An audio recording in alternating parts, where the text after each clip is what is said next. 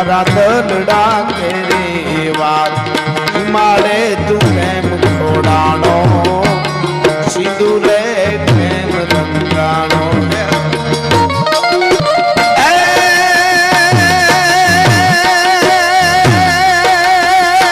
વાર ચડી જદી અરે વાર ચડી મારા કામના માથે ને પૂમિયા વાગ્યા ઢોલ કવિ જેથી પૂમિયા વાગ્યા